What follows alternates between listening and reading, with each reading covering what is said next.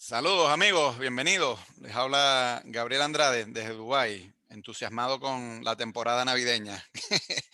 Y allá en Madrid está Javier Alonso, biblista, historiador y, bueno, gran conocedor de temas de la historia antigua. Y además de eso, no tanto entusiasta de la Navidad, pero sí del Real Madrid, ¿no? Tú eres un... Exactamente, Sí, sí. exactamente. Está muy bien. Bueno, Javier, hemos hablado ya 2 o 3 veces sobre la Navidad y espero yo concluir con este tema. Y quería empezar comentándote una pequeña anécdota. Tú sabes que yo tengo un vecino ruso y le comenté bueno, para ver si nos reuníamos, como yo vivo en un país musulmán y a lo que yo veo un cristiano, yo me pego a él porque a un musulmán obviamente no lo puedo invitar a estas cosas. Entonces a ver si compartí, si nos reuníamos para la cena de Navidad y tal. Y entonces él me dice que sí, pero que en enero. Y yo, "¿Cómo en enero?". Entonces, claro, no había caído en cuenta que ellos siguen el calendario juliano, no el gregoriano. Eso es, Y el 25 de diciembre para ellos es para nosotros en enero, ¿no? eso es. Y se me vino a la mente nuestra discusión el otro día sobre de dónde viene esto del 25 de diciembre, porque para ellos sigue siendo el 25 de diciembre, solo que es el Mm. 25 de diciembre bajo el calendario juliano. Pero cuando él me dijo que era en enero, yo no sabía a qué se refería él eso. Y claro, lo busqué y dije, ah, claro, pero es que ellos siguen el calendario juliano. Claro, son, Pero son ortodoxos. claro, son ortodoxos porque ellos no siguieron las reformas del Papa Gregorio en el siglo XVI cuando cambiaron el calendario. Pero una cosa que me llamó la atención es que además del 25 de diciembre, eh, esto aparentemente en los primeros 3 siglos de cristianismo, ¿no? Aparentemente alguna gente también lo estaba celebrando el mismo día de la Epifanía, que es el 6 de enero bajo el calendario juliano, o sea que bajo el gregoriano será, supongo que ya casi en febrero. Mm. Entonces estaban esas dos fechas y viendo así alguna gente que comenta esto en internet, hay gente que dice, bueno, el 14 de Nisan, dependiendo cómo tú lo calcules, puede ser o el 25 de marzo o el 6 de abril. Y recuerda que yo te había comentado aquella teoría que algunos apologetas me han dicho a lo largo de los años, que hay Mm. aparentemente una tradición, bien sea en el judaísmo o en el temprano cristianismo, de que el profeta moría el mismo día en que era concebido. Entonces, esto como que encaja un poco nuevamente con esta doble celebración de ser el 25 de diciembre o el 6 de enero, porque si el 14 de Nisan puede calcularse como el 25 de marzo o el 6 de abril, eso también encaja entonces con la idea de que la Navidad, desde muy temprano, antes de que se introdujera la fiesta del Sol Invictus, algunos grupos ya la estaban celebrando o bien el 25 de diciembre o bien el 6 de enero, que son 9 meses después de cualquiera de esas dos fechas que se use como correspondencia al 14 de Nisan en el calendario, bueno, Sí. en aquella época el calendario juliano. Bueno, en fin, un dato que me llamó la atención. Yo no sé si tú tienes algo que decir al respecto, porque es un Bueno, a tema. ver, el 14 de Nisan se corresponde al calendario judío. Y el calendario judío es lunisolar, es decir, los meses son lunares. El 14 de Nisan se mueve en una horquilla entre marzo y abril. O sea, no es o 25 de marzo o 6 de abril. Puede caer en 27 de marzo, en 30 de marzo. O sea, en una horquilla de mes lunar puede caer. Yo no sé exactamente en qué día coincidiría en ese momento que lo calcularon. Eh, lo que pasa es que los judíos lo que hacen es, para evitar el problema que tienen los musulmanes, que es un calendario estrictamente lunar, de manera que vemos cómo el Ramadán se va moviendo a lo largo de todo nuestro año, los judíos, cada ciertos años, cada cierto ciclo de años, introducen otro mes más, lo que llaman un mes preñado, para deshacer El esta desajuste. desigualdad, de manera, Mm. claro, de manera que vuelve siempre a estar más o menos el mes de Nisan, que es donde cuando se celebra la Pascua, siempre cae en primavera. Y, por ejemplo, Hanukkah, por ejemplo, ahora mismo, me parece que hoy es el quinto día de Hanukkah. El año pasado correspondió a diciembre-enero. A mí me pilló justamente en Israel en ese momento y lo viví. O sea, se va moviendo en lo que es una horquilla de mes lunar de 28 días. Wow. Pero quién lo calculas en ese momento y si era jueves o era sábado o si correspondía, pues cualquiera sabe. Sí, sí, sí. Bueno, un tema escabroso que la verdad es que yo no creo que podamos saber con precisión a partir de cuándo fue que se introdujo el 25 de diciembre. Lo que quiero decir con Claro. esto es que aparentemente como que sí hay cierto debate entre algunos historiadores de si la fecha del 25 de diciembre quizás es más temprana de lo que tradicionalmente hemos supuesto, porque la vez anterior que tú y yo hablamos, tú me decías la opinión que en realidad es mayoritaria, que bueno, que esto en realidad es a partir del siglo IV más o menos, que se Ujú. establece el 25 de diciembre. Pero aparentemente hay algunos que en función de este argumento que te estoy diciendo, de que la tradición esta de que el profeta muere el mismo día que es concebido, entonces hay gente que, hay historiadores que están empezando a decir, bueno, quizás el 25 de diciembre no apareció como fecha del nacimiento de Jesús en el siglo IV, sino que es incluso una tradición mucho más temprana. Bueno, en fin. A mí me parece un argumento muy débil y me parece que es la discusión de qué es la antes, si el huevo o la gallina. Yo creo que son, claro, yo creo que son argumentos para reforzar la datación de Dionisio el Exiguo y para forzar que la celebración solapase la celebración del Sol Invicto, que era lo que tenían los romanos. Mm, No, no es una insistencia. Yo es que a mí intento recordar algún texto judío que afirme eso y no, no no recuerdas recuerdo ninguno. ninguno. Claro, claro. No, Vale, vale.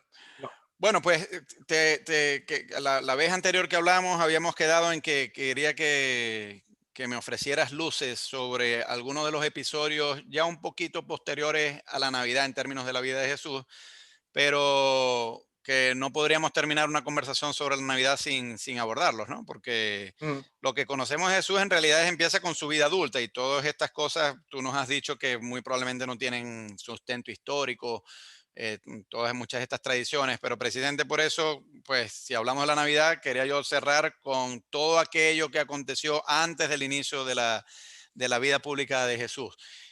Cuenta Lucas que a Jesús lo presentan en el templo como bebé, Sí. como dictaba Mm. la ley mosaica.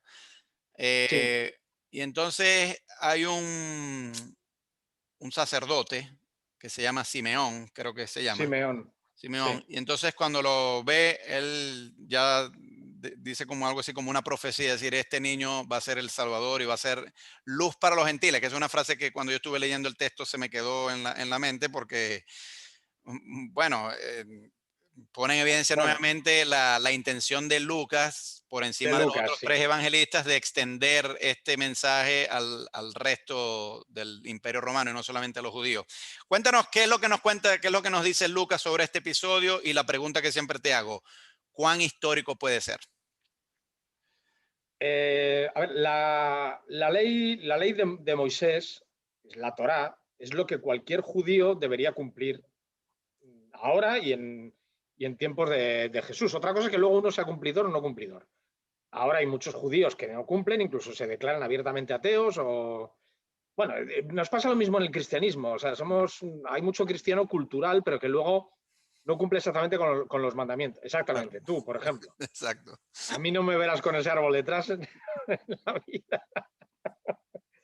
En tiempos de Jesús, si uno pretende ser un judío practicante y atenerse a la ley de Dios, la ley dice que tienes que ofrecer todos los primogénitos a Dios. Igual que le había obligado Dios a Abraham a ofrecer a su primogénito Isaac, el famoso sacrificio que en el último momento se para y le ofrece él mismo la posibilidad del sacrificio sustitutorio de la oveja. Lo que dice la ley es que hay que ofrecer al primogénito de todas de los humanos, de las especies impuras y de las puras. Las especies puras, por ejemplo, un cordero, eh, por primogénito significa el primer hijo de una madre. Esto es importante. Entendemos que hay que sacrificar el animal. Entonces se llevaba al templo, pues el primer lechón o el primer ternero, se sacrificaba, se quemaba una parte en el altar y ya está. Los animales impuros se hacía otra cosa, pero tampoco nos interesa en este asunto. ¿Qué ocurría con los humanos? Pues que se compran su vida como un rescate, igual que había ocurrido en el caso de Isaac con con la oveja. La ley estipula que este acto se debía hacer 30 días después del nacimiento del niño y se compraba por el valor de 40 monedas. En el judaísmo posterior, esto ha derivado normalmente a que el valor de esas 40 monedas, en lugar de hacerse en monedas de verdad, se ha convertido en una tradición. Son unas bandejas normalmente de plata, algunas de oro, pero normalmente son de plata, en las que aparece representado el sacrificio de Isaac, y eso se ofrece en la sinagoga por el valor monetario de la bandeja. Este tipo de bandejas se puede ver en cualquier museo judío del mundo. Es un objeto habitual. Entonces, en este caso, si suponemos que los padres de Jesús son judíos practicantes, efectivamente, al ser el primogénito, había que realizar esta ceremonia. La ceremonia, tal y como la presenta Lucas, parece que está mezclada con una segunda ceremonia, que es la de la purificación de la parturienta. Se considera que una mujer que ha dado a luz es especialmente impura, tiene que guardar una cuarentena sexual y luego lavarse en un baño ritual judío y ofrecer también un sacrificio en el templo, que son los 2 pichones. Pero en realidad los 2 pichones que menciona Lucas son el sacrificio que debe ofrecer el que no tenga medios suficientes para ofrecer el verdadero precio del sacrificio, que sería una res de menor tamaño. Con lo cual nos está diciendo que la familia de Jesús son judíos cumplidores. Tanto María cumple con su parte como se presenta a Jesús por ser primogénito. Sí, ¿por qué no ocurriría? Otra cosa es que ocurriese en el templo. Lo más probable, si asumimos que Jesús no ha nacido en Belén y que no pintan nada en Jerusalén, es que esta ceremonia se realice en una sinagoga en Nazaret, en el Claro, lugar pero donde no, nació. no tiene necesariamente por qué ser el templo de Jerusalén. No, Porque es que yo pienso en la logística, es un viaje complicado. Tú tienes hijos, yo también, y o sea, llevar un recién nacido por un terreno claro. accidentado, no sé, bueno, si asumimos que nació en Belén, pero yo creo que nació en Nazaret en realidad. De Nazaret a Jerusalén sería una travesía en burro De varios de días. varios días, ¿no? De varios Y días, sí, sí, sin sí, duda. claro, y dónde poner al niño, o sea, ¿cómo iría? ¿Iría María montada sobre el burro con el bebé cargándolo? O sea, es complicado, ¿no? Y no solo de varios días, sino que además la ruta más corta no se debería coger, puesto que es una ruta que pasaría por el territorio de Samaria. Hmm. O sea, es especialmente difícil. Las peregrinaciones, por ejemplo, que eso es obligatorio, y que vemos a Jesús muchas veces haciendo la peregrinación de Nazaret a Jerusalén, siendo adulto, lo que se entiende es que no atraviesa el territorio de Samaria, o por lo menos no todas las veces. O baja hasta el Valle del Jordán y luego sube desde Jericó, o va por la costa y luego ya sube por los montes de Judea hasta Jerusalén. No es un viaje fácil para hacerlo con un bebé, sin duda. Esto se Claro. hacía en las sinagogas, puesto que además sabemos que existen sinagogas de este tiempo. Y si no, y si en Nazaret, que en ese momento debía ser un pueblo minúsculo, no había sinagoga, pues irías al pueblo más cercano donde hubiera una. En Séforis había sinagoga. En Séforis habría sinagogas y en Séforis además es uno de los temas que podemos hablar luego. Séforis es un hallazgo poco conocido y muy interesante. Bueno, sí, lo que pasa es que era una ciudad mayormente gentil, correcto. No, absolutamente gentil. El interés de Séforis es que eh, o sea, están en 2 montes del mismo valle. En uno está Séforis y en el otro está Nazaret. Pero, pero Séforis aún, pero aún siendo gentil o enteramente gentil, aún así tenía una sinagoga, por lo menos. sí, sí, sí, sí, hay sinagogas. Vale. Y se conservan además las ruinas. Hay una sinagoga preciosa y probablemente habría sinagogas menores en algunos barrios. Lo interesante de Séforis, Séforis está, yo creo que andando a lo mejor está a 1 hora de Nazaret o una cosa Sí, así. sí. Se ven desde las montañas una a la otra. Mm. Y si quieres, cuando hablemos un poco de los años perdidos de Jesús, pues Séforis creo que tiene un papel fundamental. Vale, vale, bueno, ya llegaremos a eso. Entonces tú dices, bueno, que en cumplimiento de la ley mosaica, lo que Lucas describe sí tiene cierta plausibilidad. Ahora, no necesariamente que haya ido a Jerusalén. Ahora, este personaje, Simeón, que es el que contempla al niño, Sí. y hace como una especie de profecía. Bueno, obviamente a un historiador esas profecías no les puede dar mucho valor, pero bueno, dame tú tu dictamen histórico respecto a este Simeón y la profecía que hace. Oh, creo que te perdí el audio. A ver. Es raro porque va y viene. Le digo a los oyentes que no se vayan porque el audio regresa. Habla ahora. Hola, Ahora sí, disculpa. ahora sí, vale, Sí. vale.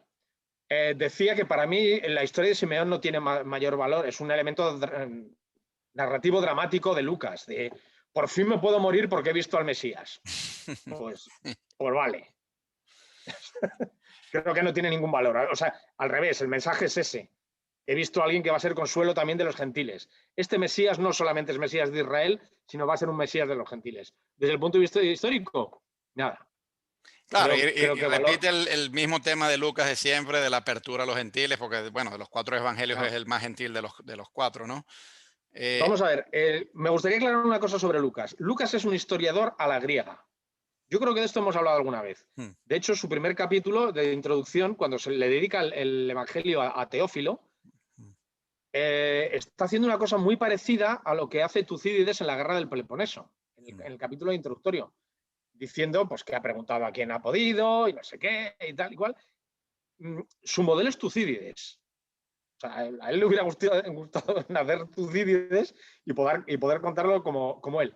Y Tucídides hace una cosa, que es, él reconoce que allí donde no tiene información, ha reconstruido la escena con las piezas que faltaban, introduciendo lo que él pensaba que podría haber sido más probable, especialmente en el caso de los discursos. Entonces, la idea que tenemos nosotros de historiador, nosotros a Tucídides le diríamos, te has inventado un discurso y eres un mentiroso. Pero para un historiador de hace 2000 años, no, está ofreciendo la posibilidad más plausible dentro de lo que él conoce. Bueno, pues Lucas hace algo parecido, ¿no? No hay que exigirle esas actitudes. ¿Simón existió? Bueno, pues dentro de la fe que tendría Lucas de todo esto, pues él pensaría que habría algo parecido. Nada más. Hmm.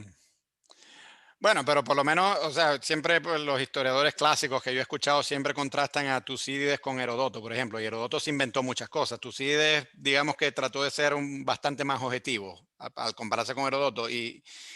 Sí, Y entonces, bueno, tú dices, bueno, Lucas, pero ese era fácil, ¿no? sí, bueno, claro, el padre de las Claro, mentiras, o sea, era fácil. Y si lo comparamos en honradez con Flavio Josefo, pues un campeón, claro, pero, pero todo tiene unos límites. claro, bueno, y lo mismo podremos decir de Lucas, o sea, sí, trata más o menos de ser objetivo como Tucídides, Sí, pero con tira la sardina a su lado, ¿no? Y sí. además, pero comete errores de cronología, como el que varias veces me has comentado, el de Quirino y la muerte de Herodes, pero también en Hechos de los Apóstoles creo que él pone en boca de alguien, de un discurso, a un tal Teudas, que era un revolucionario estilo mesiánico como Jesús, Sí, y no recuerdo muy bien cómo es la que es, sí, tampoco me encaja cronológicamente. tampoco encaja cronológicamente con lo que sabemos por Josefo y no sé si por otra fuente, pero por lo menos con Sí, Josefo, ¿no? sí. Pero claro, por lo menos en el caso de Teudas hay que preguntarse, bueno, pero ¿por qué dar razón a la cronología de Josefo y no a la de Lucas? Eh, bueno, es una buena pregunta. Desde luego, Lucas demuestra desconocimiento. Hmm, Yo creo que es más fácil rebatir a la cronología de Lucas que la de Josefo, claro. que la de Josefo. Sí, Vale, creo que es vale, más fácil. vale. Creo que es más, o sea, a Josefo yo le criticaría sobre todo su honradez, desde el punto de vista sobre todo en la guerra, que la Mm. empieza en un bando y la acaba de mono de feria de Vespasiano en el otro. Pero la información de la que dispone es de primera mano. Sin duda. Lucas, Sí, claro, Lucas ya es Lucas mucho más más, tardío claro, no, a ver, y con intención apologética, además. si en realidad casi son contemporáneos. Josefo está escribiendo a final del siglo I y Lucas también. Pero Josefo ha vivido la guerra Bueno, y no, es ha más tardío, dispuesto, quiero decir, más tardío respecto a lo que narra. O sea, Josefo claro, vivió esos acontecimientos, en cambio Lucas no, Lucas es de oída. O claro, incluso claro. frente así, algunos dichos de Jesús de la fuente Q, si es que tal fuente existe, ¿no? Claro, pero sabemos que Lucas, ¿qué ha hecho Lucas? Ha utilizado a Marcos, o sea, ha utilizado un texto que ya estaba escrito, ha utilizado la fuente Q, que ya estaba escrita, y él mismo reconoce que él ha preguntado a gente que conoció a Jesús personalmente, lo que implica que él no lo conoció. En cambio, Flavio Josefo, cuando habla de la guerra, está hablando de una cosa que él ha vivido en primera persona. Claro, pero también Otra con una cosa, ya te digo, intención, propagandística en algunas cosas, o sea, porque Claro. tiene sus tendencias. Hay una historia de Josefo que yo creo que revela muy bien el carácter un poco, bueno, yo no sé si llamarlo poco honesto, pero que uno debe desconfiar de él, que es como él se salva, porque él se mete en unas cuevas que los están persiguiendo los romanos. Esto antes de él escribir, cuando está todavía del bando judío. Y Sí. bueno, va a entrar casi en una misión suicida y dice, bueno, de aquí no podemos salir vivos, pues tendremos que morir como mártires porque los romanos nos van a matar, antes de que ellos nos maten, vamos a matarnos nosotros mismos. Como han hecho muchas sectas fanáticas, como hicieron los judíos de Masada, cuando eran el último reducto de la rebelión. Pero también, por ejemplo, en Guyana, yo no sé si tú conoces el famoso caso ese del Sí. loco, el loco pastor ese que terminó matando a todo el mundo, pero por lo menos ese pastor sí se mató a sí mismo. O sea, él sí él sí dio Sí. el ejemplo con el martirio. Flavio Josefo no. Yo no sé muy bien cómo se las arregló para hacer que toda la camarilla que estaba con él se suicidara y él fuera el último en no suicidarse, a él le tocaba el turno de suicidarse como último y cuando le tocó suicidarse no se suicidó. Entonces vio a los demás Eh, morir menos a él. a ver, eso que cuentas es el asedio de Jotapata al principio de la guerra. Él era el encargado de la resistencia contra los romanos en Galilea. Hmm. Y en la fortaleza de Jotapata lo que hace es, dice, bueno, nos suicidamos, un suicidio en masa. Matamos a todos nuestros familiares y luego hay que tener en cuenta que está prohibido, en la ley judía está prohibido el suicidio. Entonces, hay gente que asume matar a sus familias Hmm. para que ellos no tengan que suicidarse. Y luego echan a suertes quién mata a quién. Pero claro, tiene que haber un último que se tenga que suicidar. Y casualmente le toca al jefe, a Josefo. Bueno, en España tenemos una frase que es: quien parte y reparte se lleva la mejor parte. Hmm. Pero en realidad, claro, él lo que hace es no se suicida, sale, se entrega a Vespasiano y además, como tiene noticias de lo que está ocurriendo en el mundo romano, que es el año de los 4 emperadores, le dice: veo que te vas a convertir en emperador. Pues claro, si tienes todas las legiones de Oriente tú, pues claro que te vas a convertir en emperador, era obvio, era una cuestión de tiempo. Vespasiano queda encantado y se lo lleva a Roma. Bueno, a mí me Y queda él, Termina, perdona, disculpa. Sí, él, sí. claro, la cosa es que él, cuando el último episodio de la guerra, que es Masada, en el año 73, él no está en Masada, él ya está en Roma. Hmm. ¿Y qué es lo que cuenta? La misma historia. Pero no porque ocurrió en Masada, sino porque él la conoce, si él la ha vivido en Cotapata, pero él la cuenta en su autobiografía. Y en cambio la de Masada la cuenta en la guerra. La viste de heroicidad, pero ahora hay estudios, o sea, ahora hay académicos que cuestionan seriamente si en Masada ocurrió lo que ocurrió, si realmente hubo un suicidio en masa, si llegó a haber un ataque con la torre de asedio contra la muralla, o si a lo mejor nos entregaron y muchos de aquellos acabaron construyendo el circo máximo en Roma. Es dudoso. O sea, en realidad lo que está utilizando es una vivencia propia que ha confesado él en su autobiografía y la vuelve a utilizar cambiando ciertos elementos en el episodio de Masada. O A sea mí que lo de pues, Masada me causa muchas dudas, muchas. entonces puede ser que él haya proyectado en Masada lo que él vivió. Claro, y Bueno, queda pero muy heroico.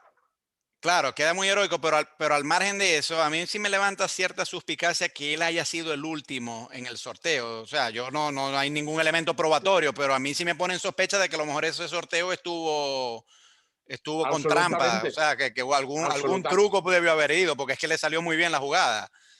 absolutamente. Mira, volviendo a esto de Simeón, Sí, yo no sé si en el mundo grecorromano, me imagino que sí, pero ya me dirás, hay algunos paralelos como esta historia de Simón, donde un visionario, un profeta vio a un niño y dice, este está destinado a grandes cosas. Pero eh, pareciera que a las religiones les gusta eso mucho. O sea, de que este ya desde adulto logró reconocer a ese niño y le hizo la profecía de mm, que va a ser grande. Con Mahoma, por ejemplo, hay una historia así. Tú sabes que Mahoma, sí, siendo niño, él era originario de la Meca, él viajaba mucho a Siria en caravanas comerciales y en Siria había bueno, era territorio cristiano, ¿no? Porque desde la época, la primera vez que se usó la palabra cristiano fue en Antioquía mm, y Antioquía era en la antigua Siria. Y como era un reino cristiano, eh, había monasterios y entonces una leyenda que es muy famosa aquí en tierras musulmanas es que no era bebé, era niño más bien. sí, Eh, era un muchacho que acompañaba por primera vez una caravana. Sí, entonces llegaron a visitar un monje cristiano Sí. y creo que era un nestoriano, de la secta de los Era un nestorianos. nestoriano, sí. Sí. Y el nestoriano había tenido una revelación de que en esa caravana venía un elegido. Ujú. Entonces invita a cenar a todos los participantes de esa caravana, pero Mahoma, como es el más joven, se queda cuidando los camellos. Y el monje percibe que ninguno de los que está a su alrededor es ese elegido. Y pregunta, ¿sois todos vosotros? Y le dicen, no, queda un muchacho que está cuidando los camellos. Y entonces al verlo lo reconoce. Y hace la Sí, profecía de que este va a ser un gran mensajero de Dios y todo sí. lo demás, tal, ¿no? Pero en realidad yo creo que es más común el hecho de que el niño, o sea, el niño divino o destinado a un gran fin, tenga, tenga unos rasgos, como diciendo, ya se le veía venir.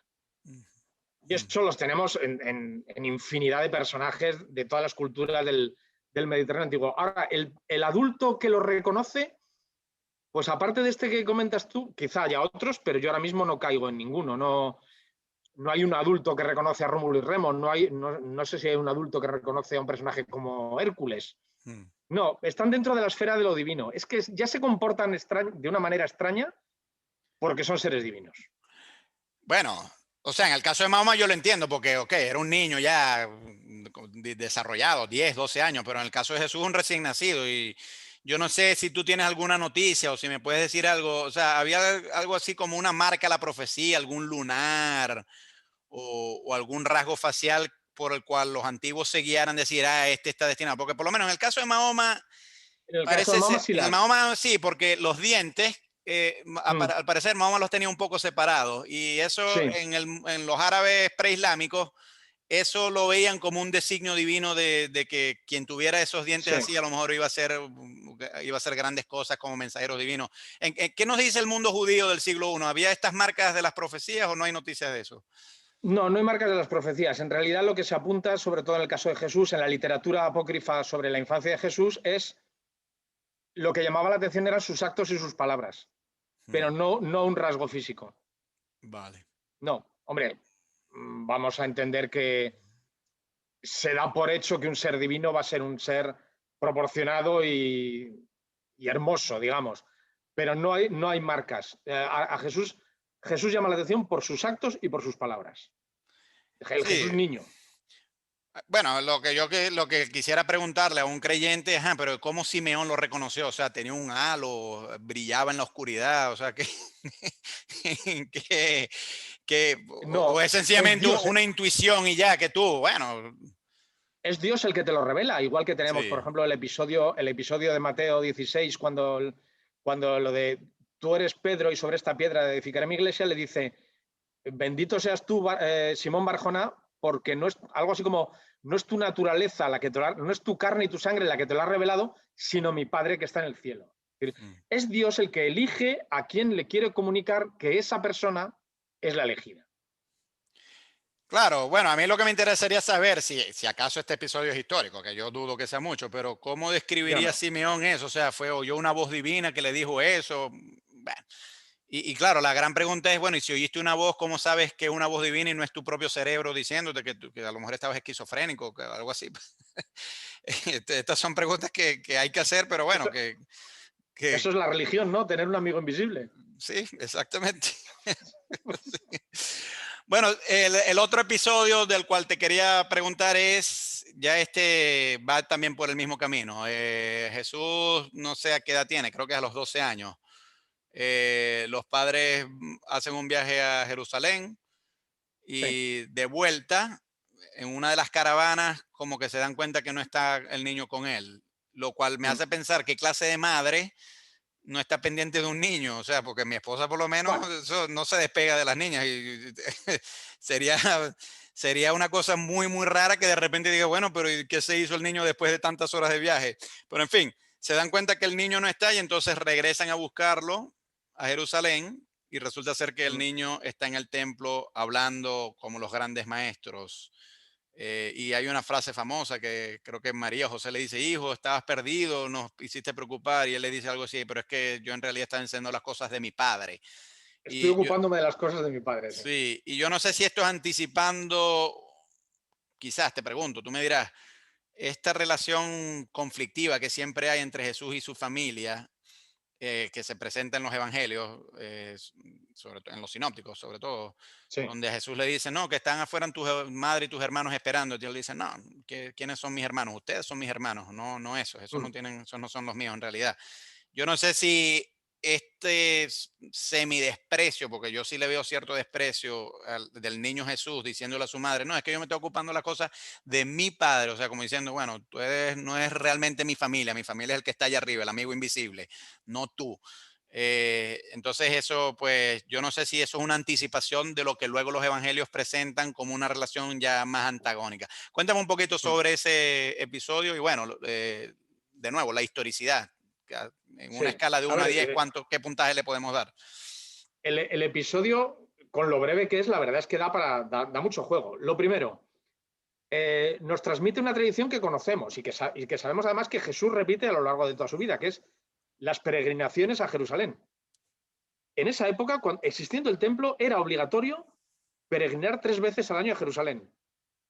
En la fiesta de tabernáculos, Sukkot, que es en otoño, en Pascua, que es el 14 de Nisan, y Shavuot, que es una fiesta agraria, que es Pentecostés, que son 49 días después de De la la Pascua. Pascua. De la Pascua. Es decir, cualquier judío que se lo pudiera permitir física y económicamente debía acudir 3 veces al año a Jerusalén. Y lo que nos está demostrando, igual que Jesús lo hace de mayor, pues parece que su familia también lo hacía. El contexto en el que nos lo pinta el Evangelio es perfectamente aceptable. ¿Que van en caravanas? Por supuesto que también. Y decías tú lo de las madres. Bueno, el chaval tiene 12 años. Y seguro que has oído ese dicho de que para criar un niño hace falta toda una tribu. Probablemente todos los peregrinos de Nazaret irían y volverían juntos, puesto que coincide la fecha, todos se conocen. Sabemos por fuentes judías de la época, por ejemplo, que todos los galileos acampaban en el Monte de los Olivos, luego incluso dormían en los mismos lugares. Luego, que un chaval de esa edad, que es más adulto un chico de 12 años de hace 2000 años que un chico de 12 años de ahora, no sepas exactamente dónde está, bueno, Es porque no jugaban vale, videojuegos, por eso era. claro, exactamente. O sea, a ver, yo es que a veces yo me paro a pensar y creo, por ejemplo, que Alejandro Magno tenía 19 años cuando comandó una de las alas del ejército de Filipo en Queronea. 19 años. No, ¿Eh? yo a los 19 años, yo lo que estaba pensando era en las revistas Playboy, en ver en Claro, el Gran Hermano en la televisión, el Real Madrid. claro, yo tengo un hijo de 19 años ahora mismo y pues eso, y le tengo que pagar yo el teléfono móvil, mientras que Alejandro estaba machacando tebanos. Bueno, indudablemente antes se maduraba antes. Lo curioso es lo de los 12 años, porque dentro del judaísmo existe una costumbre muy conocida que es el bar mitzvah. Mm, El bar mitzvah se celebra, en el caso de los niños, el día que cumplen los 13 años. mm, O día arriba más que abajo. El bar mitzvah es la primera ocasión en la que es un rito de paso. Dejas de ser niño y te conviertes en un miembro de pleno derecho de la comunidad. A partir de ese día estás obligado a cumplir todos los mandamientos de la ley de Dios y el acto, digamos, público para ello es leer por primera vez en público en la sinagoga o en el templo o donde fuera. Lo curioso es que se sitúa esta historia justamente en los 12 años, porque tampoco sabemos si en época de Jesús a lo mejor era en los 12 y no en los 13 como ahora. Eh, a lo mejor hay un pequeño recuerdo, alguien le cuenta algo a Lucas, bueno, que acabe discutiendo con los sabios del templo, con los sacerdotes del templo y les sorprenda con su sabiduría. Eso es parte digamos, de esto que comentábamos antes, de ya de niño prometía que era alguien muy especial. O sea, yo sí le daría un valor de contexto histórico al episodio, pero no le daría valor histórico concreto a que Jesús, bueno, sorprenda con su sabiduría a los sacerdotes del templo. Esto probablemente es parte de esa leyenda que hay que construir de un Mesías sabio desde que nació. sí, y siempre hay historias. de el niño que con su inocencia le termina dando lecciones a los adultos, ¿no? Y que el Claro, impacto es irónico, o sea, el impacto, la intención es irónica, la intención es impactar al lector y decir, no te creas que el sabio sabe tanto como él cree. A veces exactamente. Bueno, el que pareciera el estaba más pensando en un tonto. caso, estaba pensando en un caso que puede parecer lejano, pero en realidad es uno de los que más se parece a la biografía de Jesús, que es Hércules. Hércules, su primera demostración de fuerza es siendo un bebé, porque Hera le mete dos serpientes en su cuna y las Mm, mata. sí, ese Es decir, episodio es famoso. el niño ya traía, digamos, de nacimiento, estas características que luego le van a hacer famoso. Y el episodio este es exactamente lo mismo. Este niño ya prometía. Y lo que comentabas tú de los maestros, ahí ya entramos, por ejemplo, en literatura cristiana apócrifa, lo que se llaman los evangelios de la infancia. Hay muchísimos episodios de maestros que intentan enseñar a Jesús y todos salen escaldados, porque Jesús les ridiculiza incluso su desconocimiento comparado con el que él mismo tiene. Históricamente habría sido plausible que unos maestros de la ley le hicieran caso a un niño y debatieran con él de tú a tú. Porque yo lo veo muy implausible. O sea, el concepto este, el niño yo no creo que tuviera en la sociedad judía del siglo I, que le tuvieran el respeto que se plantea ahí. O sea, si tú sí crees viable que un niño pudiera entrar a las instalaciones del templo y sentarse a debatir así, pues No, tal y como nos lo presenta el Evangelio, creo que no. Pero eh, una vez que uno es bar mitzvah, o sea, que ya ha cumplido con ese precepto y que uno es adulto, eh, si te quieres formar en aquella época, lo habitual sería ir a una yeshiva, que es una escuela rabínica. Lo que te van a enseñar allí no son matemáticas y geografía, te van a enseñar la ley de Dios. hmm, Y la forma de aprender la ley de Dios tiene una parte memorística, pero tiene otra parte de discusión, hmm. en la que el maestro interroga a su grupo de discípulos. Y en ese contexto, un discípulo, incluso muy joven, sí tiene la posibilidad de destacar, de tener una intuición más allá de la que debería tener por su edad. O sea, el típico alumno que hemos tenido, tú eres profesor, yo soy profesor, y siempre hemos tenido, alguna vez te cae una bendición de estas, y dices, pero bueno, qué tipo más brillante, qué intuición tiene para todo.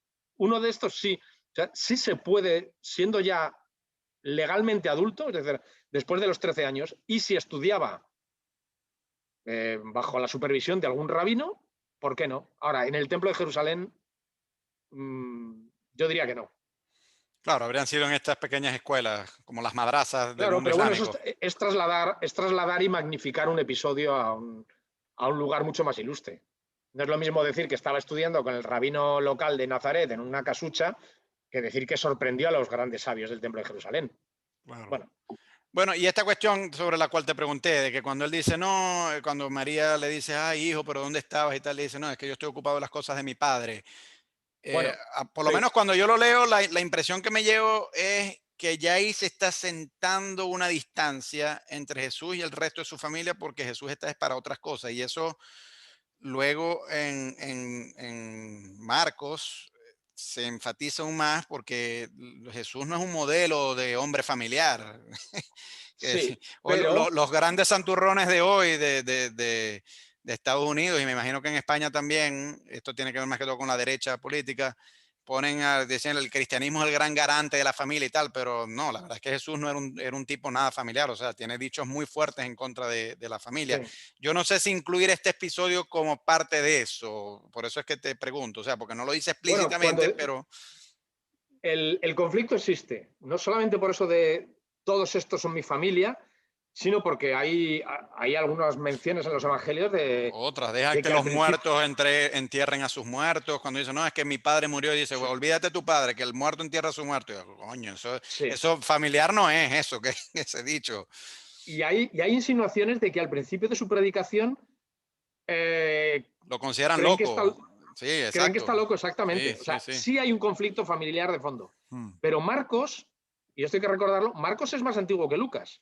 mm, Yo creo que esto es de cosecha de Lucas. Creo que el episodio, tal y como nos lo describe, no ocurrió. El niño este de 12 años no dijo esta frase. Esta frase, en realidad, no es marcar la distancia con María, es marcar la distancia con José. O sea, está Sí, insistiendo en el tema de la virginidad, al final de una manera indirecta. Mi padre no está en la caravana, mi padre está aquí, porque yo soy hijo de Dios, no soy hijo de José. Es parte de toda esta argumentación. sí, sí. Creo que son palabras puestas en boca de Jesús que yo... Sí. Pero o sea, existe una justificación. Sí, te perdí un poquito ahí en lo último que me dijiste, pero sí, sí. Ahora, lo que pasa es que en Marcos, por ejemplo, que no incorpora lo del nacimiento virgen, aún así sí se presenta un Jesús que llama a Dios Abba, ¿no? Mi papaíto, pues papá. Sí, Entonces, o sea, no necesariamente el llamar a Dios como mi verdadero padre es un refuerzo de la idea del nacimiento virgen, porque en Marcos esa idea no está. Pero aún así no, de presenta hecho, la idea de que Dios es el papá, el papaíto o el papi de él, pues. claro, Porque Abba a es ver, la palabra hebrea de la palabra aramea para papá con cariño, pues. sí, sí. Es que en el cristianismo primitivo no están todos de acuerdo respecto al carácter, la relación padre-hijo que hay entre Dios y Jesús. Hmm, Lo que defienden los evangelios de la infancia es una relación digamos, genética. Es engendrado por Dios y nace ya como hijo de Dios. Pero lo que se intuye en Marcos y en otros pasajes es el adopcionismo. Es decir, nace humano y es adoptado por Dios. Y aquí tenemos dos posibilidades. Una, en el momento del bautismo, hmm, cuando se abren los cielos y Dios lo reconoce, o otra tendencia dentro del cristianismo primitivo es adoptado por Dios al ser resucitado. Es decir, ha tenido una vida de mortal y Dios lo convierte en inmortal con la resurrección. Y eso es, por ejemplo, lo que ocurre en el caso de algunos héroes griegos. Volvemos a Hércules, por ejemplo. Hércules es un mortal, pero se divinizan. hmm. Los catasterismos, las conversiones en constelaciones de muchos mortales de la mitología griega son esos. Cuando mueren es cuando se convierten en dioses, Yo no sé. antes. Sí, sí, claro. A un lector del siglo I, que alguien se convierta en Dios porque en el momento de morir la divinidad haga algo por él, no es un concepto extraño. A nosotros nos suena muy raro, pero para un oriental del siglo I no habría ningún problema. De hecho, por ejemplo, sabemos todos los faraones egipcios se convierten en Osiris en el momento de morir. Hmm, O sea, cambias tu estatus divino. En tierra son el Horus, pero en el momento que mueren se convierten en Osiris. Osiris. Los emperadores romanos empiezan a divinizarse.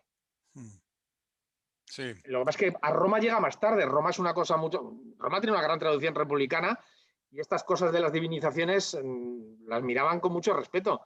Por la broma esta me parece que no fue Augusto el que dijo, o Tiberio, o Vespasiano, la verdad es que no me acuerdo, pero es un emperador del siglo I el que dijo a punto de morir, ay, que creo que me estoy convirtiendo en un dios. Me parece que fue Vespasiano. Sí, Creo que fue Vespasiano. ya. Estamos justamente en esta época. Sí, claro, claro. Le pega más a Vespasiano ahora que lo pienso. Vale, vale. Entonces, Bueno, bueno, pues es eso. en realidad ahí termina lo que lo que Mateo y Lucas nos ofrecen sobre la infancia de Jesús. Y en realidad el núcleo de las narraciones sobre Jesús empiezan es con la vida adulta, pero cuando el cristianismo se empieza a expandir, obviamente ahí vemos que hay unas ansias de conocer más de la infancia, porque es que lo que Mateo y Lucas lo que Mateo y Lucas cuentan es tan escueto Mm. que los cristianos dicen algo así como, esto es coitus interruptus.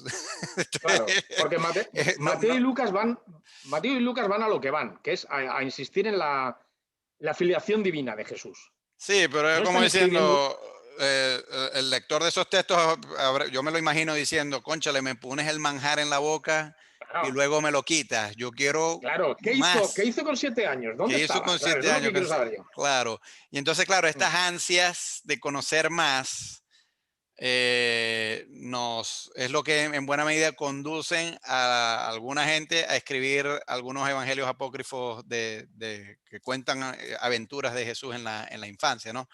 Y el Mm. más famoso de ellos es el de llamado Tomás, que es bueno aquí diferenciarlo del Evangelio de Tomás, que son en realidad dichos y que es mucho más temprano probablemente.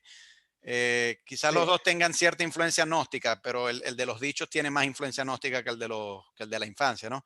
Cuando la gente sí. habla esto te lo digo porque a veces cuando yo hablo con gente así y tal, suelen confundirse. Ellos creen que el Evangelio de Tomás o es uno o es el otro, pero en realidad son dos Sí. distintos, ¿no? Uno es el de los dichos, eh, Eh, que quizás hay lo dichos que auténticos, y el otro es el Evangelio este de la infancia, sí, y conocido a veces también como pseudo Tomás, y de esa pseudo forma, o Tomás. sea, entre que es de la infancia y que es pseudo, pues ya queda claro que no estamos hablando del otro. El otro es claramente gnóstico. Este huele a gnóstico, ¿eh? Sí, sí, porque presenta un Jesús que tiene poderes mágicos y tal.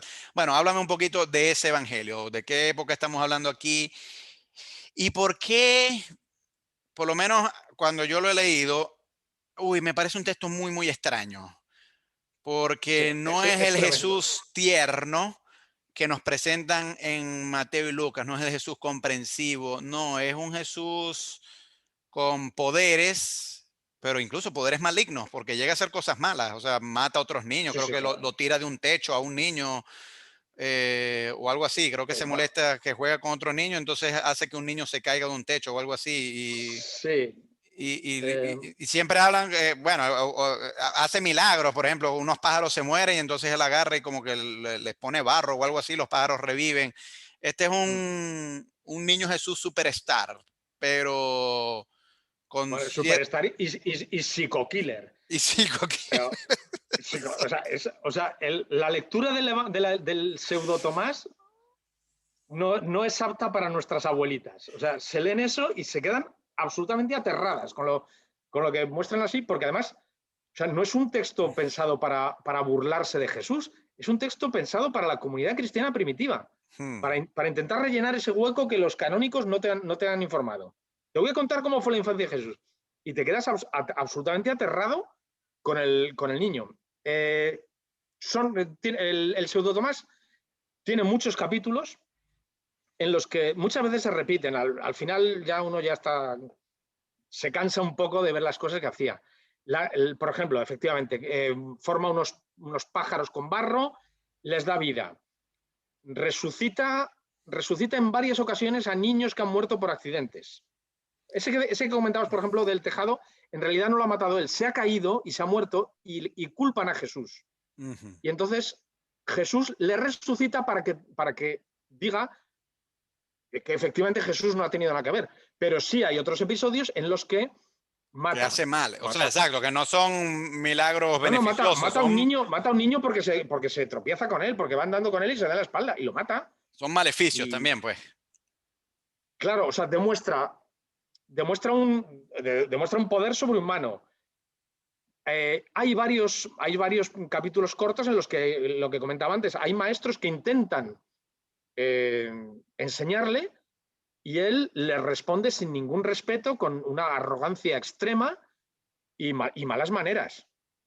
Y bueno, incluso a uno lo mata también, ¿sabes? Por eso digo que es un psico-killer. O sea, yo no se lo daría a leer a mi abuela porque le daría el gran disgusto. Mm, ¿Cómo se puede explicar esto? Y que ese es el asunto. ¿Cómo podemos encajar este texto dentro del cristianismo primitivo? mm. El original es más o menos del siglo segundo. O sea, no está demasiado alejado de la época de Jesús y del inicio del cristianismo. Bueno, que es Y la en este, misma época que del protoevangelio de Santiago, y precisamente esto refleja que es la época en que se quiere saber más de la infancia de Jesús, porque el claro, protoevangelio de Santiago trata de eso también. claro. Claro, lo que pasa es que, bueno, pero vemos también cosas en el Protoevangelio de Santiago y en otros, pues la partera incrédula que que se le seca la mano porque no comprueba la virginidad de María. Hay castigos muy tremendos Mm, que tienen muy poco que ver con Amor al prójimo, con el amor al con el prójimo. amor al prójimo y el Jesús pacífico. Sí. En fin, muy, muy, muy poquito. Mm. En el caso concreto del pseudo Tomás, hablábamos antes de los gnósticos. Para nuestros oyentes, para los que no lo tengan claro, voy a intentar explicar qué es un gnóstico en pocas palabras.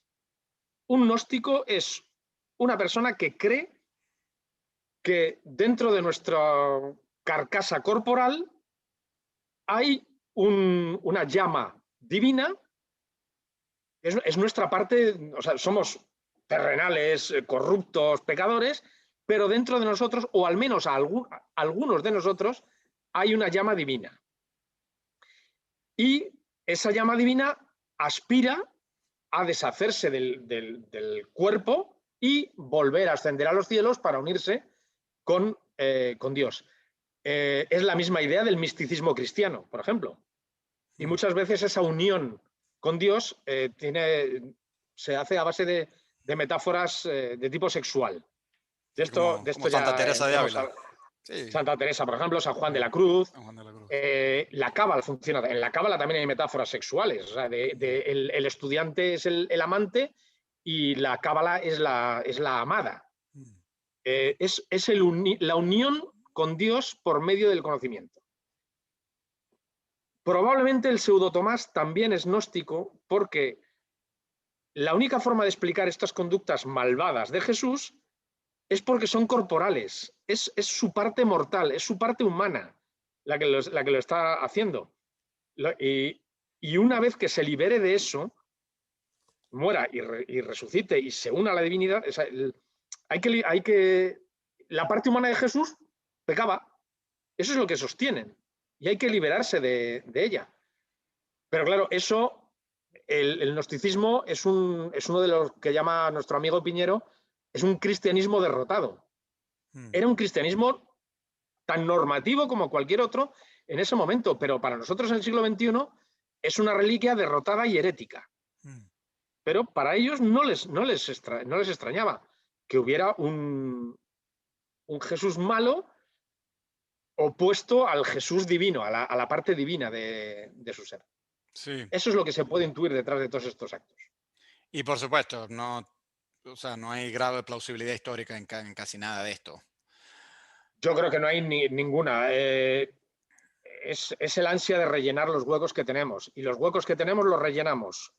Bueno, hay un aspecto que yo sí me lanzaría a especular un poco que sí podría tener un cierto aire de plausibilidad que está más en el Evangelio del pseudo Tomás que en los otros, que es, yo no sé cuál es tu opinión aquí, pero quizás lo que refleja el Evangelio de pseudo Tomás, que no reflejan los otros y que sí podría tener un cierto grado de plausibilidad histórica, es el coqueteo de Jesús con ciertas prácticas mágicas, porque yo todavía no estoy del todo convencido de que Jesús era ajeno a todo este mundo de magia del siglo I.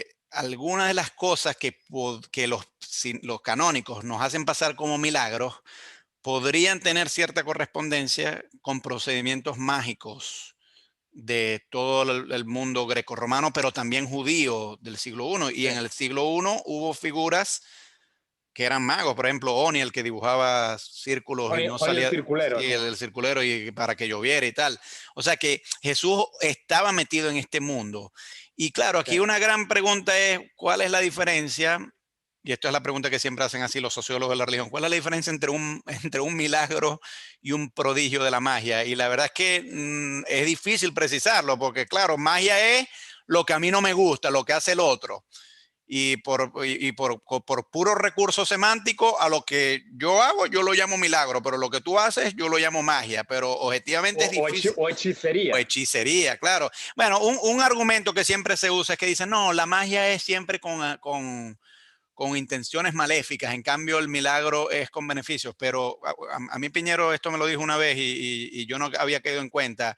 Incluso en los propios canónicos hay un episodio donde se recurre a lo sobrenatural para hacer cosas malas, que es por ejemplo la maldición de la higuera. O sea, ahí Claro. Jesús no es solamente curar a enfermos y tal, sino que está acudiendo a un poder sobrenatural para perjudicar. Bueno, en este caso no es un ser humano, es una planta, pero ahí te da cierta noción de que la noción de que se acude a poderes sobrenaturales para hacer daño está ahí. Y fíjate que... Y para curar también. Hay curaciones en las que Jesús, por ejemplo, o sea, hay algunas curaciones que son curaciones por fe. Pero hay otras en las que él, por ejemplo, Sí, al mezcla ciego que saliva con ocurre, barro cuando el ciego lo cura y tal, o, que es muy exactamente, parecido a lo que hace con los pájaros. O, o pronuncia palabras. sí, como la Talita, a la niña que le dice levántate, que el que ha estudiado Talita esto, Kumi, sí. Talita Kumi, Morton Smith, que era un historiador famoso que estudió esto y fue el que más defendió esta idea, él creo que en ese libro famoso que escribió, él dice, no es solamente niña, levántate la traducción del arameo, sino que eso pudo haber sido también una fórmula mágica Claro. que se utilizaba en el judaísmo del siglo I. Entonces, o sea, yo no sé si Jesús era un mago o no, pero yo no descarto esa posibilidad. Y si esa posibilidad está ahí presente, entonces quizás el Evangelio de Pseudo Tomás recoge algo de esto. Yo no estoy diciendo que las cosas ocurrieron tal cual se narran ahí. Sí. Yo no sé si Jesús le dio, hizo un procedimiento mágico con unos pájaros y tal, pero quizás esta rama del cristianismo, que eventualmente fue derrotada, como tú dices, sí tuvo más noticias por vía oral de estas tradiciones mágicas asociadas a Jesús, y que mientras que la rama paulina, bueno, eventualmente no aceptó eso, porque si nos ponemos a ver, el propio, los hechos de los apóstoles insisten mucho en que los primeros apóstoles combaten a los magos. Por ejemplo, Simón Mago es el gran villano del texto, de hecho, de los apóstoles. Y el propio Pablo, cuando visita Chipre, creo que es, se enfrenta a un mago, Elimás, creo que se llama, que también Sí. hacía prodigios. Entonces, Hechos se esfuerza mucho en presentar a Pablo como el antimago, ¿no? Y a Pedro también en su confrontación con Simón Mago.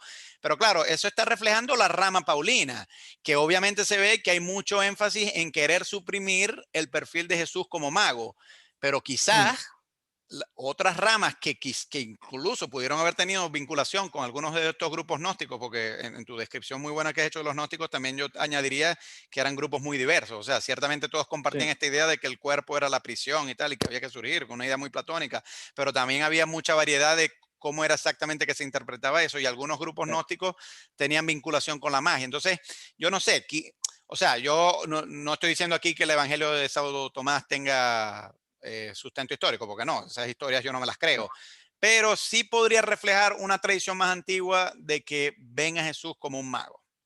Eso es Pero lo que yo me es que atrevería a decir. en los evangelios canónicos ya lo tenemos como un sanador.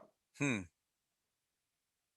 Y, y efectivamente, mencionas tú varios episodios de los Hechos de los Apóstoles en los que los apóstoles luchan contra magos, pero el primer gran combate de magos es el que tienen Moisés y Aarón contra los magos del faraón. Sí, Es sí. decir, en el libro del Éxodo ya se admite la posibilidad de que el otro bando Hmm, también pueda hacer magia. hmm, Eh, hay gente que tiene ciertos poderes no explicables. Pues incluso hoy en día, bueno, pues hay gente que dice, bueno, ¿y por qué si me pone la mano siento calor? ¿Por qué si me hace esto siento una mejoría física? ¿Por qué no? Ciertos trucos, digamos, pues eso, a lo mejor no de magia, sino de conocimientos pseudocientíficos que le ayudaban a lo mejor a mejorar la vida física de algunos enfermos. Y se gana una fama de taumaturgo y sanador. Pero eso está en los propios evangelios canónicos. Solamente hay que estirar más el chicle, porque en realidad todo lo que hacen los evangelios apócrifos es multiplicar todos los rasgos que aparecen en los canónicos. Es rellenar huecos temporales y multiplicarlo. Si, a ver, ¿cuántas resurrecciones hay en los canónicos? Si no recuerdo mal, está la hija el de hijo del Jairo. centurión, Jairo y Lázaro. La hija de Jairo, sí, Lázaro. Sí, Y Lázaro, vale. sí. Solo en el pseudo Tomás hay más resurrecciones que en todo eso. Hmm, En los hechos apócrifos de los apóstoles, que son unas obras muy poco conocidas, ahí se resucita gente, pero vamos, por decenas.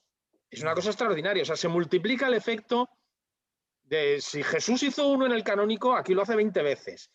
Y todo es así. Se multiplica el efecto de los milagros porque el milagro es el argumento principal. hmm, Frente a lo que defienden los evangelios canónicos, que es creer aunque no veas, y por eso le critica tanto Jesús a Tomás. Has tenido que meter los dedos en la herida de mi costado para creer. Es un reproche.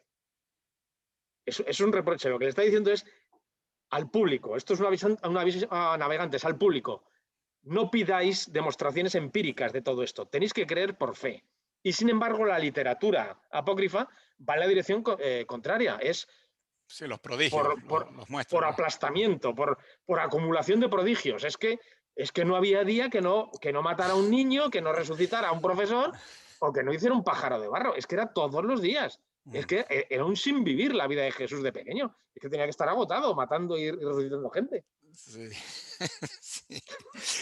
Bueno, Javier, llevamos 1 hora. Yo no sé si tú estás cansado porque dejamos por fuera el tema de los posibles años perdidos, pero tú me dirás, ¿estás cansado? ¿Lo quieres dejar hasta aquí o quieres? Si quieres te hago una exposición breve de lo que de mi idea sobre esto. Vale, bueno, la razón por la cual lo quiero introducir aquí es porque, o sea, todo esto concluiría el Jesús previda pública y claro, Eso es. no podríamos hacer esto sin incorporar un tema tan sensacionalista como este, porque Claro, sensacionalista es, muy sensacionalista es. muy Incluso yo me sí. atrevo a decir que esto de lo que tú nos vas a hablar ahorita son algo así como la versión de los apócrifos del siglo XIX, XX y XXI, porque en los primeros 3, 4 siglos había muchas ansias de conocer la infancia de Jesús. Claro. Pero hasta ahí. En cambio, en el siglo XIX, XX y XXI hay muchas ansias de conocer, bueno, quizás peregrinaciones o los años esos perdidos, desde los 12 años hasta los 30, ¿no? ¿Qué pasó en esos 18 años? Claro, son los años oscuros de Jesús. Tenemos a un Jesús niño, los evangelios de la infancia nos llenan este hueco, sabemos por los canónicos, sea histórico o no, que parece que hay un momento de viaje a Egipto.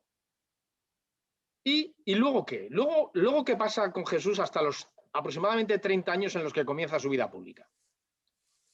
Una explicación es, ha pasado muchos años en Egipto. Egipto es considerada la cuna del conocimiento, de la sabiduría. Sí, así pero disculpa que interrumpa aquí, porque se me está viniendo a la mente, porque esto lo deberíamos vincular también con la cuestión de la magia, porque estoy recordando que Celso, el mismo que habíamos hablado de Pantera y tal en la vez anterior, sí. Celso acusaba a Jesús de haber ido a Egipto a aprender las artes ocultas y Celso decía, Jesús era un mago. Entonces yo supongo que también esta sospecha de que Jesús es mago viene también quizás de esa tradición de que de niño estuvo en Egipto y quizás luego como adulto volvió. Claro. O sea, que una conexión con ese otro tema está ahí, porque Egipto siempre ha sido en el mundo antiguo, digamos, el referente del ocultismo, ¿no? De donde viene, claro, quizás porque ya... de prestigio, de antigüedad y de conocimiento, sí. Sí, pero también de artes ocultas. Sí. Porque tú mismo me acabas de decir que ya desde la época en que se escribió el Éxodo, que presumo yo que la Torá, bueno, más o menos se vino a escribir hacia la época del exilio babilónico, unos 6 siglos antes de Cristo, ya desde esa época ya queda reflejado en Éxodo que Egipto es la tierra misteriosa donde el cayado se convierte en serpiente y cosas así, ¿no? Entonces, claro, sí. Todo eso lo tiene Egipto. Entonces, uno de los ingredientes, por donde han tirado muchos de los teóricos, Jesús se formó en Egipto. Otra posibilidad, más surrealista, ¿cómo se llamaba? Andreas Faber-Kaiser, el que dijo aquello de Cachemira, que sí. Jesús, el de Cachemira. A ver, todos se basan en los mismos presupuestos. Yo encuentro algo en los evangelios que se parece a algo que existe en otra cultura. Puede ser la egipcia o puede ser la tibetana. Me da igual. Y de eso extraigo la conclusión de que es que Jesús estuvo allí. Además, en el caso este de Cachemira, hay un culto a un personaje femenino que se llama Mara o Mari o algo así, que sí podría ser María. Hay un templo donde enseñan unas huellas de unos pies que no son humanos, están claramente tallados a mano, es una chapuza. Pero bueno, a Faber-Kaiser le gustó, él vendió sus libros, se forró con esto y sombrerazo. Yo no le doy ninguna credibilidad. Me parece más fácil, es decir, necesitamos explicar que Jesús ha vivido fuera de Judea para explicar alguna de sus palabras o de sus hechos o de sus ideas? Y la respuesta es no. Aunque nos parezca un personaje muy original, en realidad no lo es. Es desde el punto de vista cristiano, pero todas las formulaciones legales de Jesús, incluido el nuevo mandamiento del amor al prójimo, que es la gran novedad, es la superación de la ley con un solo mandamiento, todo eso está en los principales rabinos de la época de Jesús, un poco anteriores. Las dos grandes escuelas rabínicas anteriores, que son la de Gilel y la de Shammai. Jesús unas veces sigue las teorías de Gilel y otras las de Shammai. O sea, no parece un discípulo directo de ninguno de ellos. Pero no hay una sola palabra de Jesús que le extrañara escuchar a un rabino de la época. Entonces, no hace falta decir que Jesús está en Cachemira, es mucho más fácil pensar. De hecho, discute en pie de igualdad y tiene una argumentación bien asentada cuando está hablando de la ley. Discute como un rabino fariseo, que lo hemos comentado en otras ocasiones. Luego, ¿qué es probablemente lo que ha hecho en todos esos años ocultos? Ha estudiado,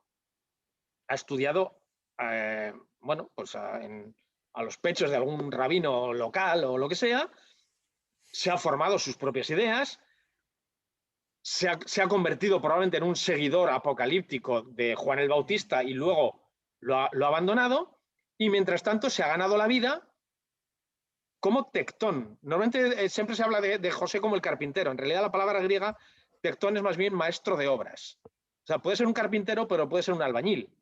Y aquí es donde entra en juego lo que comentábamos hace una hora, Séforis.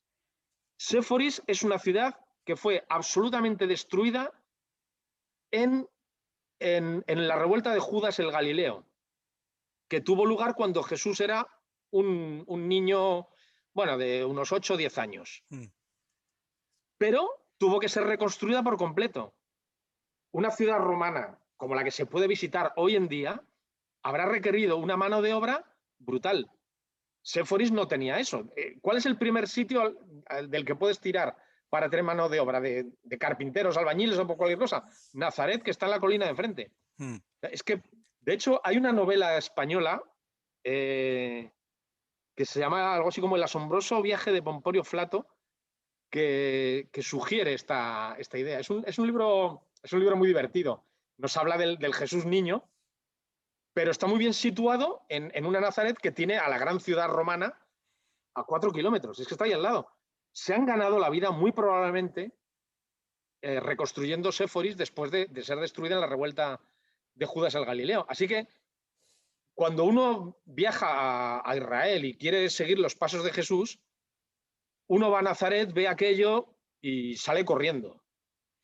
Pero quizá, si uno quiere pasearse por una calle que a lo mejor pisó Jesús, aparte de la propia Jerusalén, donde hay restos de la época de Herodes, quizás sería Séforis el lugar. A lo mejor mira el centro de la ciudad y ves que alguna de esas casas, pues ¿por qué no? A lo mejor participó en su construcción.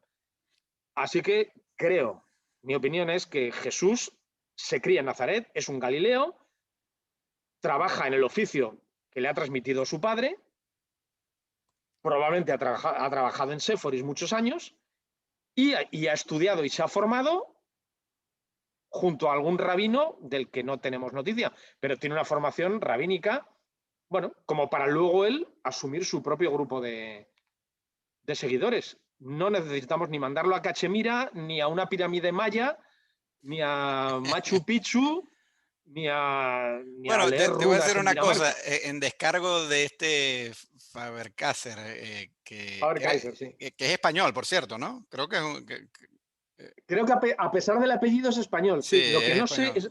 A ver, pero es un hombre de los años 70, es la época de la psicodelia. O Sí. sea, claro, los Beatles escribieron el Revolver bajo el efecto de sustancias, pero El no L- siempre funciona esto. claro, el LSD, a lo mejor este hombre se había tirado un pase de LSD mientras escribía esto. No, pero en descargo de él sí tengo que decir, yo no creo que este hombre realmente estaba bajo los efectos de las drogas cuando escribió esto, porque esto no lo inventó él. Hay una secta en el Islam que se llama la secta Ahmadiyya, que surgió, Sí. yo no sé cuándo fue que surgió, creo que surgió en el siglo XIX. Y Mm. ellos fueron los que empezaron con esta idea, porque tú sabes que en el Corán Jesús no muere, sino Sí. que da la apariencia de que muere. pero Dios se lo llevó. Y entonces, bueno, ahí ha habido muchas especulaciones porque dicen quizás el Corán tuvo influencias docetistas, que es una de estas sectas Exactamente, gnósticas. es que eso es otro de los cristianismos derrotados. Sí, que forma parte del gnosticismo, ¿no? Esta idea de que Jesús tuvo apariencia humana, pero en realidad no era. Sí. Y entonces, como nunca fue humano, sino que fue enteramente divino, un ser divino enteramente y no humano, no puede sufrir y morir Sí, en que la pareció cruz. que se murió, pero no se murió. Es como las Eh, suricatas, que se quedan muy quietas y a ver si los engañan a todo el mundo. Es exactamente. Y bueno, a raíz de esta secta Ahmadiyya, ha habido todas especulaciones que si Simón de Sirene cuando le llevó la cruz, ahí hubo un cambio de identidad y fue el que crucificaron y Jesús se estaba riendo y cuando se fue, porque hay un evangelio apócrifo, no sé cuál es ahorita, pero sí es de que Jesús se ríe cuando ve a los demás, un evangelio apócrifo bajo influencia docetista, que él Sí, ve a un tipo morir en la cruz y él se está riendo diciendo, los estoy engañando a todos ustedes y tal, ¿no? Y sí. si te pones a ver, ese Jesús que se ríe mientras el otro está siendo crucificado no es muy distinto del de Pseudo Tomás, que es, o sea, No, es un personaje un tanto siniestro, ¿no? un Eh, sentido del humor peculiar. sí, Lo curioso de esta escena del cambiazo en la cruz es que la recuperan los Monty Python en la vida de en la Brian. vida de Brian, sí. Hay uno de los crucificados que le toca por confusión. Claro, claro. Eh, En medio del arrastre de cruces, a uno le dicen, ayúdale, no sé qué, se cambian las cruces y uno sale corriendo. Sí, sí. bueno, la secta Ahmadiyya y Faber-Kaiser, yo no creo que ellos digan que fue Simón Sirene, pero a raíz de esta idea de que, porque el Corán sí lo dice explícitamente, de que Jesús no murió en la cruz, sino que dio la apariencia de morir, pero no fue así.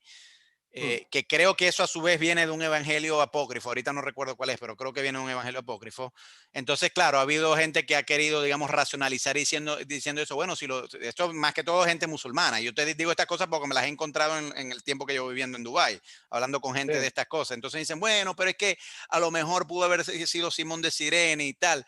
Y entonces esta secta Ahmadiyya fue la que más desarrolló esta idea de que Jesús bajó vivo de la cruz, bien sea porque sobrevivió a la crucifixión o porque hubo engaños al principio, y entonces su vida post crucifixión fue a dar a Cachemira. Entonces, o sea, lo que quiero aquí es hacerle un poquito de justicia a este hombre, a Faber Kaiser, que bueno, yo no dudo que a lo mejor sí se metió un pase de LSD mientras estaba escribiendo su libro, pero digamos que la idea, O se lo o pasaron se los de lo la pasaron, armadilla.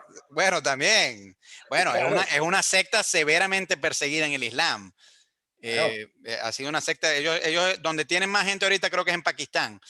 Sí, Pero en bueno, Pakistán, a propósito de Pakistán, en la ciudad vieja de Jerusalén, que a ver si consigues visitar pronto, había un local legendario que se llamaba Katmandú, que era donde se juntaban todos los mochileros que venían o iban a ponerse hasta arriba. O sea, en esta época de los años 70, donde hasta los Beatles acabaron por allí siguiendo algún maestro budista, me parece que fue en el caso de los Beatles, ¿no? O hindúes. hinduista, sí. Eh, hinduista. Mm. Pues en la propia Jerusalén estaba este Katmandú donde se intercambiaban ideas psicodélicas y sustancias.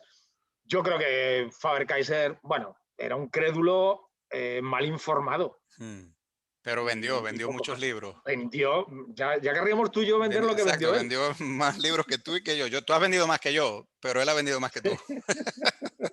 Oye, a ver, muy agradecido por esto y bueno, feliz Navidad a ti. Este 25 de diciembre gregoriano. Yo no sé si yo voy a celebrar el 25 de diciembre, quizás lo voy a tener que celebrar en enero porque mi vecino ruso, como él sigue el juliano,